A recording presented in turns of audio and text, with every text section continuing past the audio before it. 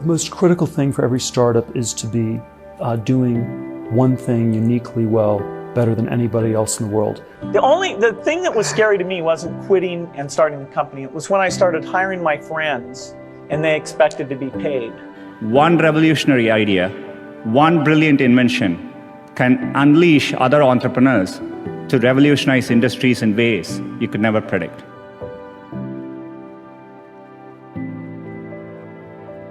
The most critical thing for every startup is to be doing one thing uniquely well, better than anybody else in the world. Technology is a fundamentally global business, and the really great technology companies are doing something significantly better than anybody else in the world.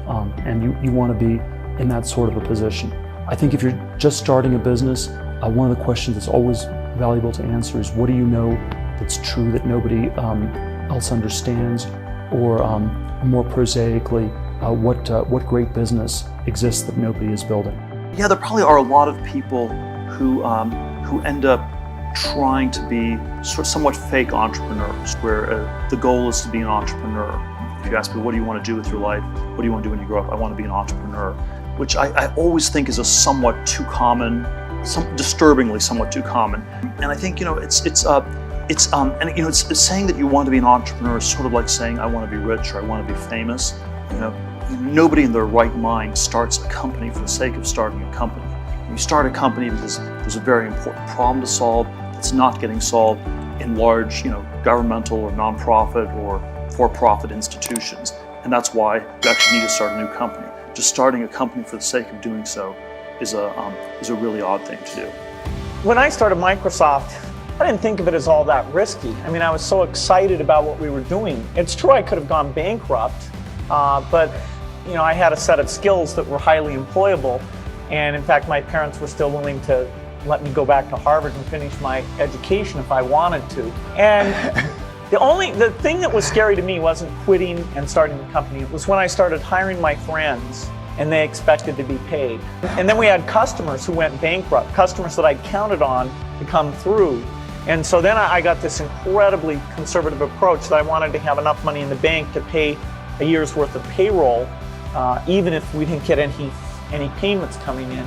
And I'm almost true to that the whole time. We have about 10 billion now, which is pretty much enough for the next year. Anyway, if you're going to start a company, it takes so much energy that it better overcome your feeling of risk. I don't think that you necessarily, if you're going to start a company, should do it at the start of your career. I think there's a lot to be said for working for a company, learning how they do things. If you're young, it's hard to go lease premises. They made that hard for me. You couldn't rent a car when you were under 25 at the time, so I was always taking taxis to go see customers. People would say, well, we're going to go have a discussion in the bar. Well, I couldn't go to the bar.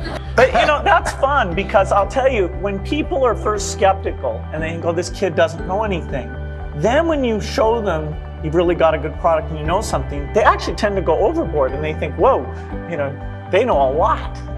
Let's really do an incredible amount with these people. So our youth, at least in this country, was a huge asset for us once we reached a certain threshold. It is hard. It's hard to hire older people because they'll be a little bit conservative about whether they should come and take the risk. And it took 3 or 4 years before we could go out into the normal sort of employment pool. But those problems that come with starting a firm, you better think of those as part of the pleasure, part of the challenge that is part of the excitement. Like many of you, I got my first telephone when I was 12.